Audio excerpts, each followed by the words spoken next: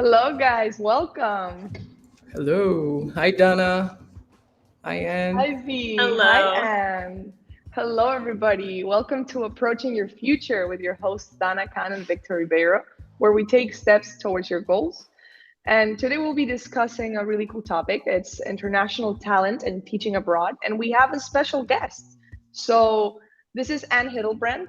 Can you tell us a bit more about yourself, Anne? Yes, sure. So, like Donna said, my name is Anne. I have been at Approach for 3 years now.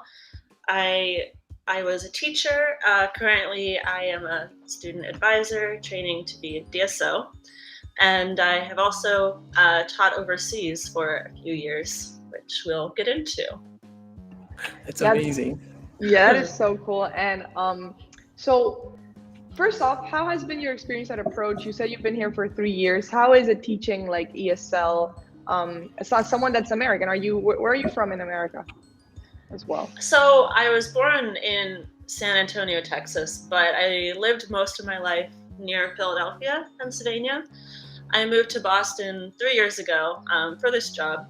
It was about 6 months after I came home from teaching abroad, and I always wanted to live in Boston, so it worked out really well, and I really enjoyed working here. It's so cool. Actually, so one of the reasons why, because you just said that you've always wanted to live here, is it Yes. because of like Boston being like kind of like this educational hub, or is there any reason for that? Yeah, I guess that's part of it. Also, I was in China in South Korea, and I didn't need a car. The public transportation is amazing. And then when I came home, I said, "Oh, I have to go back to the car life. I don't really like that." But I always knew that Boston, for American standards, their public transportation is not terrible. So, and I have relatives in Maine as well, and I like the history. So all of those factors kind of contributed to wanting to come here. And also, they have full time ESL classes, like not in the public schools, which was hard to find. So that's another Right, Oh, thing. right. yeah. Yeah, Yeah. really, I thought like that's interesting because I also took ESL classes like in like in school as growing up, like Yeah. and that's how I learned English. But I was wondering that because so is it more common to have ESL like implemented into high school, or is it more usual to have like language centers that are separate? I think both are very common. I considered, going back to the public schools. That was my major. It wasn't ESL, it was secondary education, so teaching Mhm. American kids in middle school and high school. And I realized student teaching, it wasn't really for me. I preferred ESL. I also preferred adults, which you can't really find in high school and middle school. So I think that, yeah, that helped make my decision. Yeah. That sounds really cool. And apart from like teaching ESL and like English courses, is there any other like subject that you really like that you really like would love to explore more? Well, like I said, when I got my degree, it was in English the language, but also just teaching, literature and all of that. I like reading, so I do enjoy English classes. Learning English, and then also just analyzing different stories and poems and things like that. I also like history. I considered in college whether I wanted to do English or history. And I was Yeah. like, English won out. I was actually about to guess that. Like, I was gonna say like maybe history, because like like reading. Boston is a city Uh-huh. full of history. Yes. And Yeah. it's so interesting because like I was recently actually I did like this there's this exam called CLAP exam. I think you might be familiar with it. I don't think I've It's heard of it. No. it's basically an exam that you take. You can be either in high school or college, but it counts as college credits. So let's Okay. say if you go to college and you have a history requirement, you can take a CLAP exam for $80 and you study for the test, and that counts as a class, like a full semester class. Okay. I Yeah, maybe the names have changed. I remember when I was in high school, if you took like an AAP, high school class that could count as college That credit. count. Yeah, so I Yeah. guess it's That similar. count as well. Yeah. Yeah. So I had to take that exam, and I basically had to study U.S. history from the 1500s until 1887 in like 9 days to take that Wow. test. Yeah. I was breathing, living, like seeing history everywhere, even more because a lot of what I studied was based in Boston, right? Like Yeah. The the whole, Revolutionary War. Yeah. yeah, everything. Especially. So Yeah. it's so interesting because like you're definitely in the right place, and Yeah, No, that yeah. is true. I knew that Victor loved history, so that's a really cool topic. I also think history is a great topic really do. to learn about.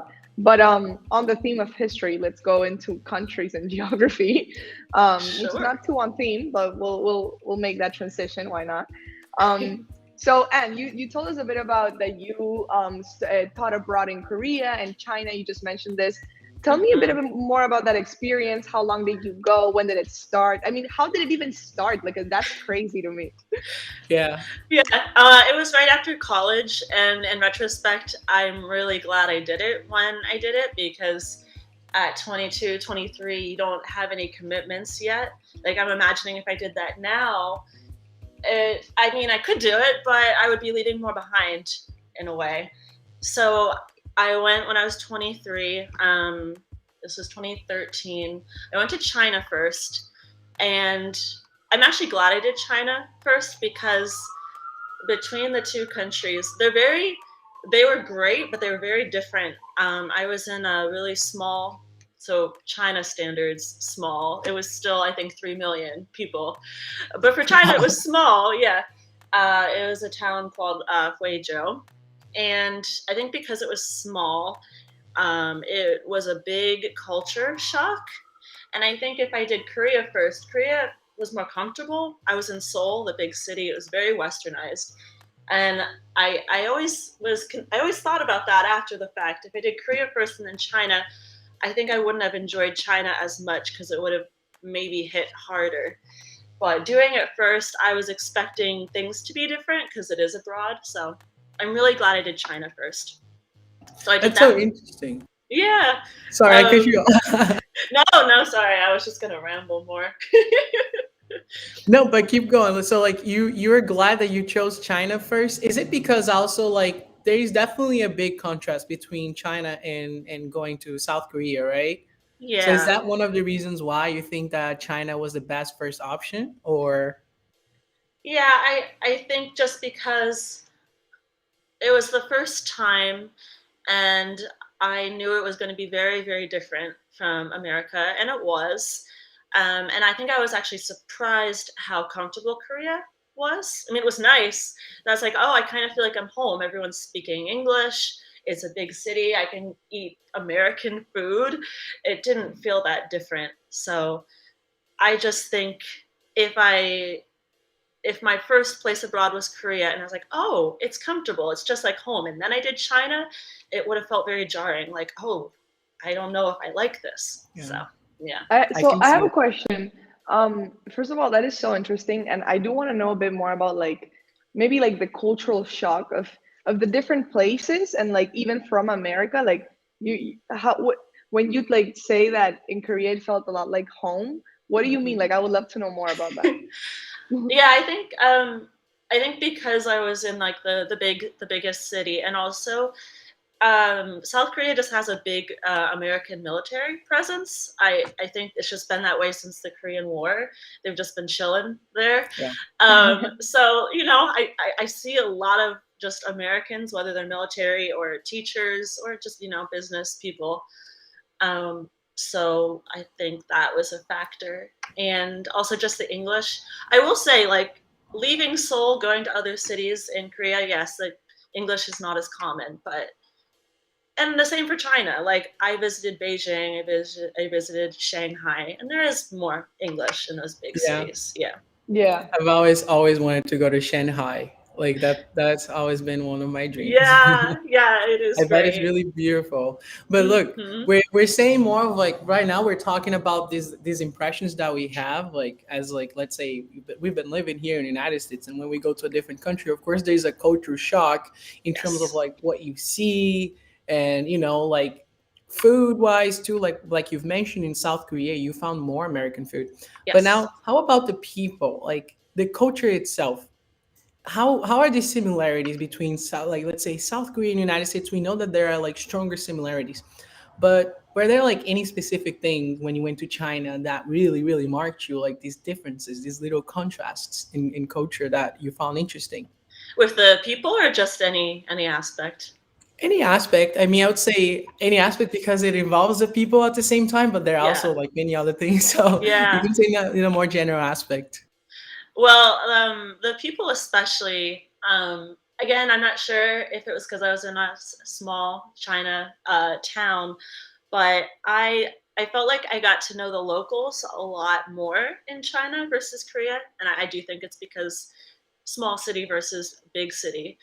I remember one of my favorite memories about China. Actually, I got to travel with one of my students' families.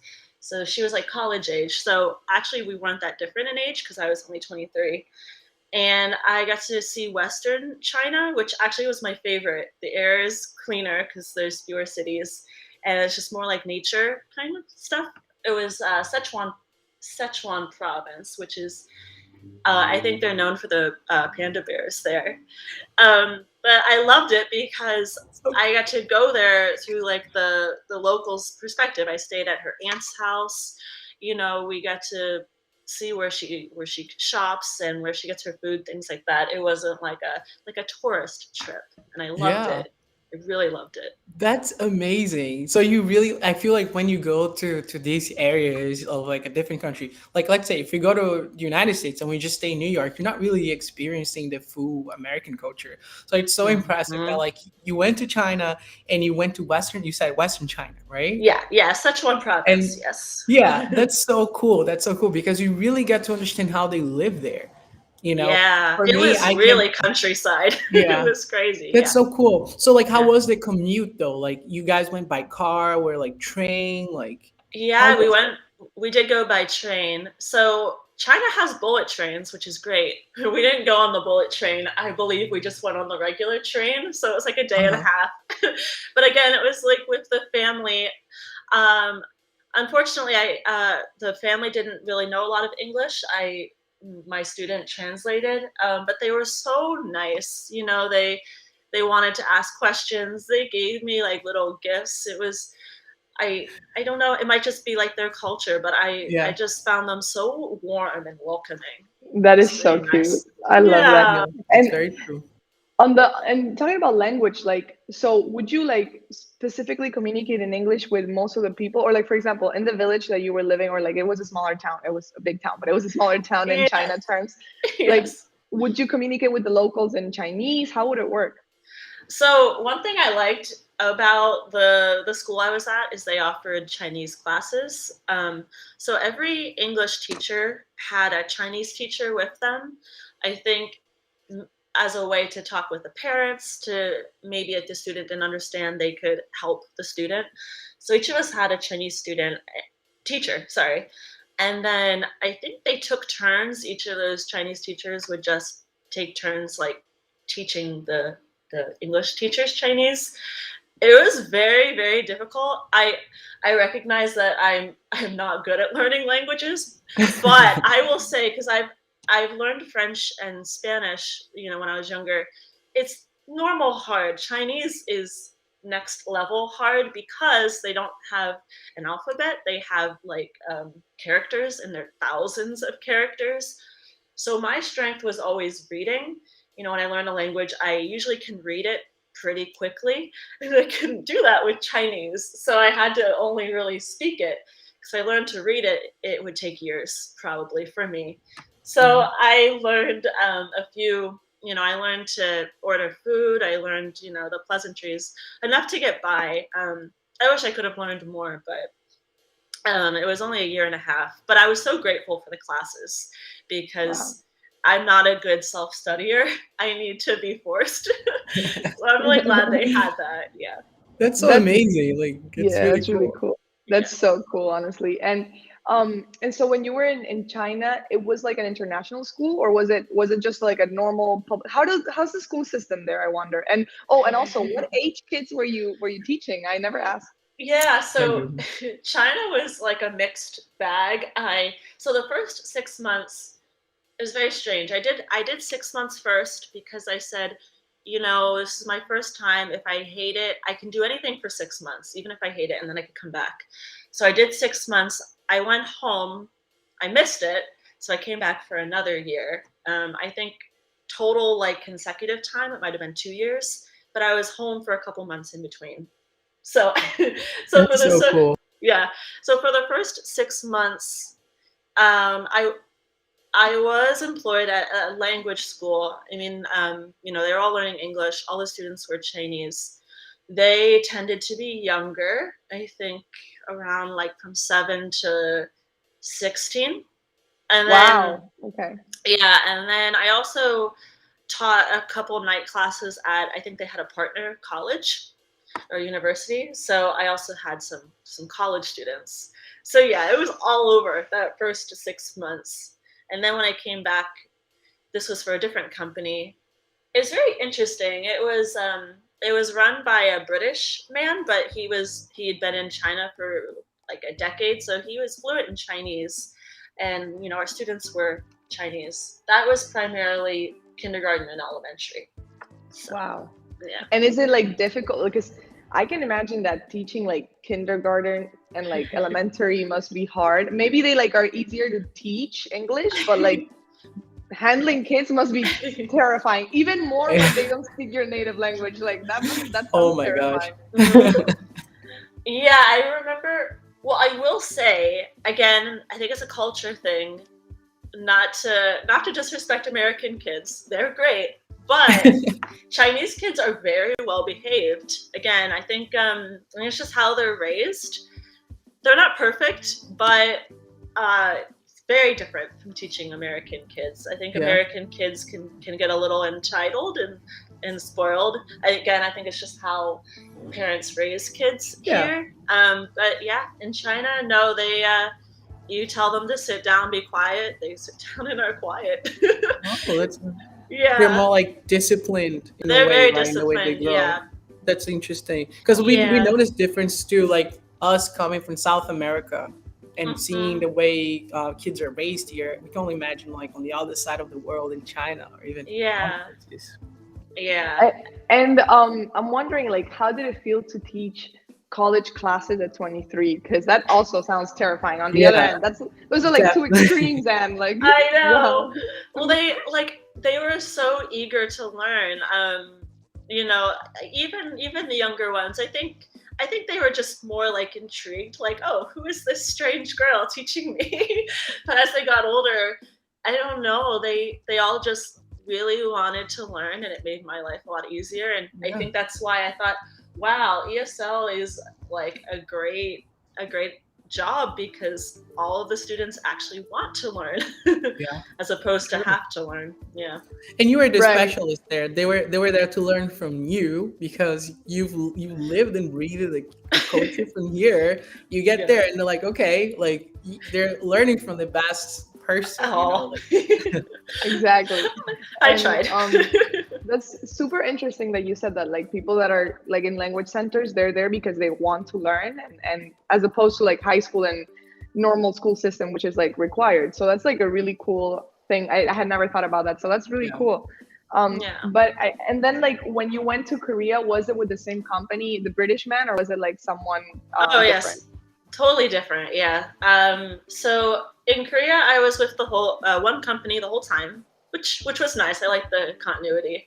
That was for 2.5 years. I was there longer than I thought I would be because I wanted to see the Winter Olympics. So I left after that, 2018, in like March. Yeah, and I was home. Oh, nice. Yeah. And you were teaching kids what age there, or how was the teaching there? Yeah, so it was another language school, kindergarten, elementary again. So yeah, a lot of the times it was kids, except in China with the university students. Yeah.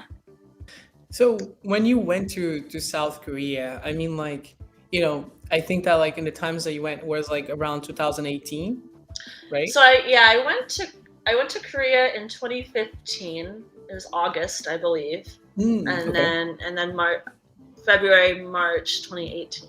Yeah. Did you? So like I remember like seeing the news at that time, and I know that it was a little bit. There are a few situations between North and South. They're a Oh little yeah. right. Like, Yeah, I did feel you like it's go through? ongoing. Yeah. I know, right? I mean, like, I feel like nowadays it's a little bit less, but there's always a time in the year that we hear a little bit Yeah. more. hmm But was there anything specific that you lived there that, like, kind of remarked that aspect of South Korea? Well, I remember because I think I remember when you're talking about Victor, because a lot of my friends and family were like, "Anne, are you okay? I've been hearing things." It's funny because I think it might just be the American media kind of Yeah. maybe making more of a big deal out of it than it was. I mean, I think everyone in Korea was, maybe concerned, but more just like normal level concern, or maybe they were just used to it. I don't know. But I Yeah. remember being like, oh, it sounds concerning, but everyone in South Korea is like, oh, we've been dealing with this for decades. It's fine. And it was fine. I actually got to go to the border. So I don't think civilians are allowed to go into North Korea, but there's this area, I think it's called the DMZ. I always want to say Mhm. DMV, but that's cars. The DMZ. And you can just stand, it's like hard to explain. It's kind of just like this area, maybe like a football field's length, where you can kind of just look from the South Korea side and just kind of see like their entryway, sort of. But Yeah. what was strange about that day, normally you only see guards. They're just kind of there, like chilling, watching you. But when we were there, they actually had Chinese tourists because they allow China in. I think there's some countries that they allow in. Yeah. And I remember our tour guide was a little like, um, not worried, just a little caught off guard because usually they don't see tourists. And we were like, who are they? Who are those people? And then I think they just had to like touch base and like, oh, I think some people from China are just visiting. Yeah, but it was really interesting. It was an interesting Yeah. experience. Yeah. Would you adventure yourself into visiting the north side of Korea? Maybe not now. If ever they open the borders, I hope they do because Yeah. I've heard a lot of sad stories that families are separated. They've been Yeah. separated since the war, and the families they can't leave North Korea, so they're kind of stuck. Some do, some escape, Mhm. and I think we had a woman on that tour who had escaped, so she kind of told us her story, which was just Wow. crazy. Yeah, and Yeah. I think a lot of them like travel at night.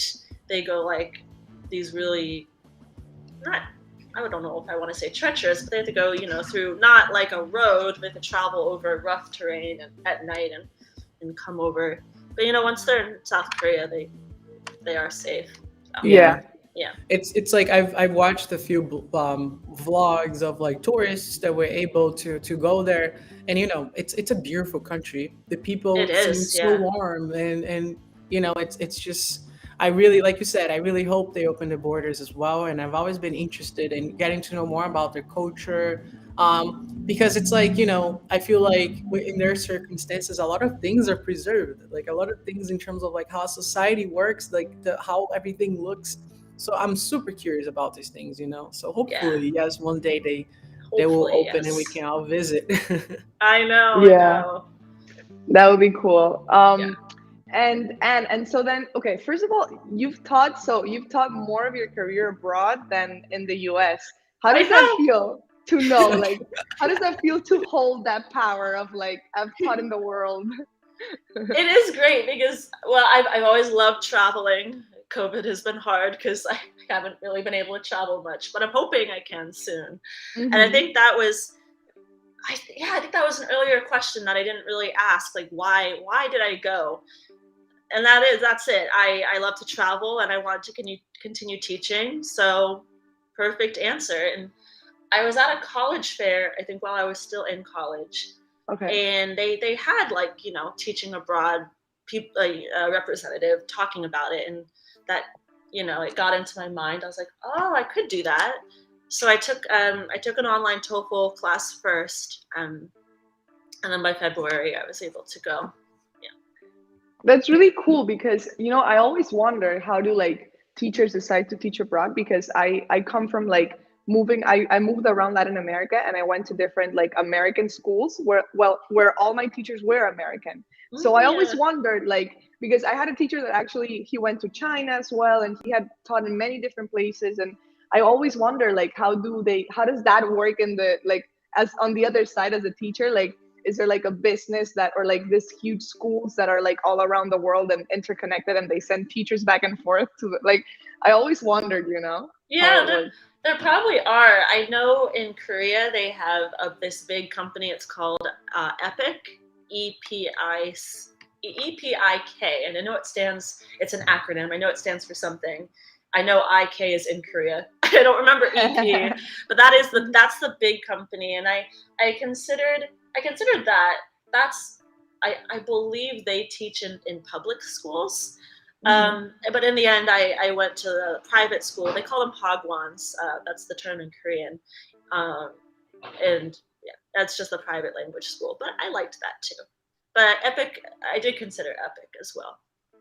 And how would your family, like, I wonder, like 23 years old, you go to your parents and you're like, Mom, Dad, I'm gonna go teach in China. They How were did they so react? excited. They loved it. I love that. I love Yeah, that. yeah. They're big That is, travelers too, so. I Oh, love that. okay. I So respect that 100% that's where because you get that from. Your parents are Yes. also citizens of the world just as much as you are. Yes. that's really cool. And then, so when after Korea, when you decided to come back, how was the transition into like teaching in the US? Like, how do you feel the culture difference and everything? Well, they say that there's a thing called reverse culture shock, and yes, that is very real. I think I actually felt it more than the culture shock, the initial culture shock, Yeah. because again, like 5 years had passed. I was 28 now, and that was one of the reasons I decided to come home. I said, "Oh my God, I'm going to be 30 soon. What am I doing with my life?" Because I knew I didn't want to teach abroad forever. I was like, I have to go home and start my own life in my country. But coming back, and like all of my friends I realized are in different stages of their life, it felt, I don't know, like a little lonely, which sounds kind of silly, but I remember feeling that at first, like I'm not where my friends are. They have these, they've been in these full-time jobs for a while. A lot of them were married, and I felt almost like I was 23 again, even though I wasn't, because I had just been absent from America for so long. But that feeling passed. I just had to kind of figure out my plan. At first, I was, just subbing. I was doing some online English classes, and I liked that because it was very flexible. So I was able to look for other jobs while I was doing that and making money. And yeah, eventually the feeling did pass. But I do remember the reverse culture shock. It was like a good maybe 3, 4 months where I just Yeah. felt a little lost. Yeah. It's a part of it, right? Like, I Yeah. mean, Yeah. Yeah. I feel like Don and I mean, we go back to our countries here and there. I mean, I've never spent like this much time. Right now, this is my third year without going back. So for me, I Yeah. can only imagine when I go back. So it makes me kind of like step in your shoes and then be like, I mean, where kind of Yeah. like feel on your place, Hmm. It's interesting, but I feel like Yeah. these moments are usually moments that you really recognize Yes. like Yeah. what you want to do. It's like your Hmm. purpose. It's Yeah. like when you realize and you kind of dissociate a little bit and you see where you are in the world and you're like, okay, this is my mission here, Yeah. and boom. Yeah, and Yes. I think that like that concept of like coming back to like what is your home, and like what used to be your home, and like feeling like you thought time would stop and then it didn't, and like Yes. life moved on. Yes. It's such Exactly. it's like desperating, because it's like, hold up, like where was I? And it's like, but at the end of Yeah. the day, it's, I mean, it's an adjustment, and like I like I Mhm. have the same thing. Like I haven't been I haven't lived in Chile, which is where I was born, since I was 9 years old, and I honestly don't even consider it like culture, you know. So Yeah. it's like, and it hurts a bit to even say it, but Yeah. it's like, Yeah. you know, It's you a good start feeling, right? acquiring, yeah, you start acquiring different homes, and like you Yeah. create what is your space, you know. Exactly. And at Yeah. the same time, just adding up to what Donna said, it's like at the same time, it also means that, you're building your own path when you're comparing yourself to like to a lot of other people. And it's like, okay, maybe I'm not just following the same path. I'm building my own. And Yeah. that's what's so special about it. It's like Yeah. building that legacy and having these many stories to tell. I Yeah. feel like that's priceless. And that's Yeah. definitely an experience of a lifetime, like And Yes. going through. I'm sure that all your friends that were here are like, oh my God, Anna's in China and Korea. That is so cool. We are Yeah. missing out. So, Yeah. you know, A lot of Yeah. people don't have the courage, so that is Yeah. true. Yeah. I think if like we didn't have the technology that we do, like if I knew I couldn't talk to my friends online every day, I don't think I would have done it. And I know people have done it, pre-internet age, and yeah. I don't know how they did Oh my that. gosh, sending letters every week, I guess. I remember I Yeah. asked someone because I remember my father came to the States back in the 70s, 80s, and at that time it was very different. And I know that Yes. until the 90s or even early 2000s, people didn't have the same access to internet. So there were very specific ways in which they would communicate between countries, either through letters or like, special phone calls. It's quite interesting, but glad that we're so connected nowadays. I mean, at least we can Yeah. tell this story to a bunch of other people and inspire other people to do the same. Yeah.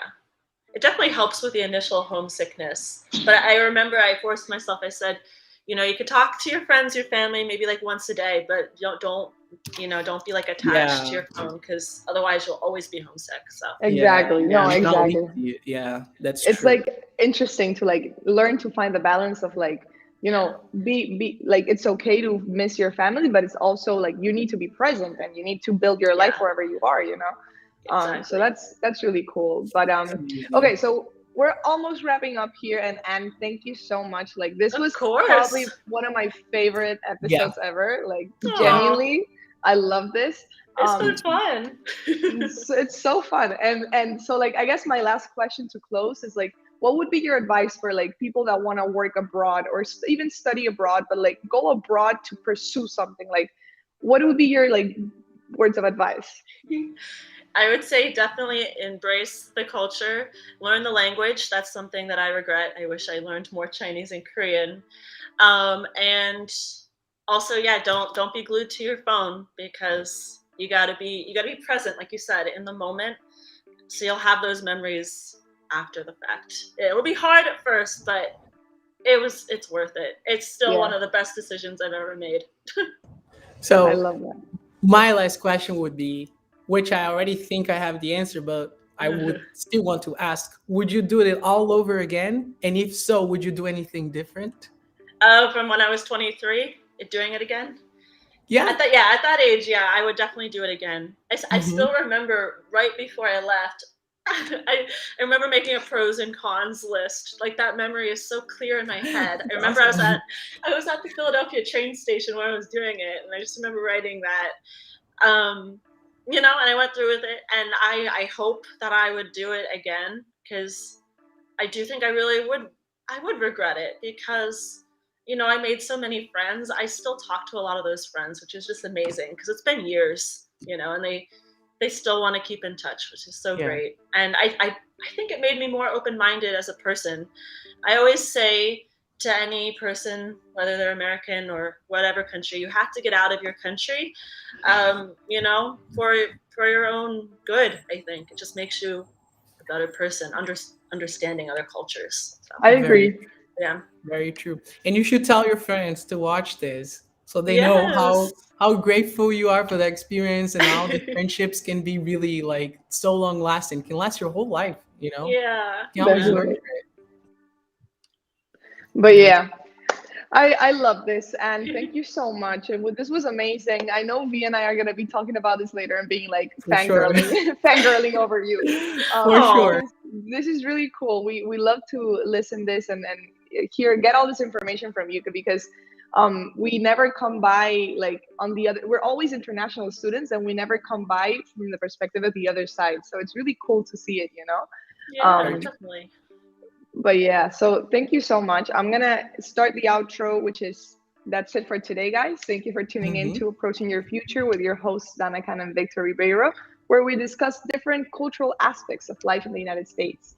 Yeah. And we're gonna be back next Friday at 2 p.m. So don't forget to like, subscribe, and turn on your notifications. And please make sure to follow us on Instagram at approach_USA, because that is where we post all of our latest updates. You can Yes. check all of our free resources, everything through our Instagram.